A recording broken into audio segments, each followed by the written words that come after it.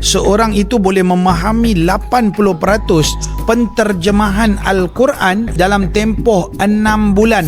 Dia nak boleh dapat ketenangan, nak dapat kemanisan baca Quran ni, sebenarnya satu, memerlukan kepada kelancaran. Yang kedua, walaupun tak begitu lancar, tetapi kalau dia menggunakan aplikasi Think Quran, ini berarti dia faham makna Quran. Saya dipahamkan untuk Think Quran saja, seorang itu boleh memahami 80% penterjemahan Al-Quran, isi kandungan 30 juzuk tu, 80% dalam tempoh 6 bulan kalau betul-betul guna Think Quran. Maknanya apabila tuan-tuan duk membaca Quran, apabila praktikalnya bila betul-betul baca Quran, bayangkan 80% makna Quran kita faham. Kita letaklah 20% tu kat orang yang belajar bahasa Arab, mana boleh faham semua. Orang pergi belajar bertahun-tahun, puluh tahun baca kitab, tu tak boleh lawan lah tu.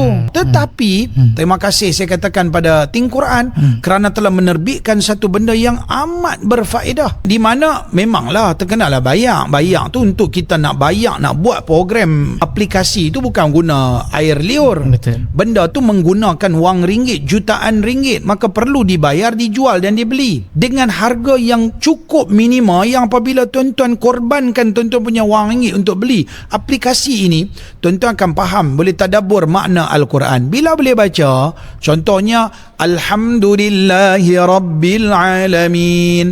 Alhamdu tu makna apa? Lillahi makna apa? Rabbi makna apa? Al-Alamin makna apa? Kalau boleh memahami 4 perkataan ini, Qul huwallahu ahad, Qul huwa Allah ahad, duk main yang tu dah boleh faham rupanya. Qul huwallahu ahad, Allahus samad, lam yalid wa lam yulad wa lam yakul lahu kufuwan ahad.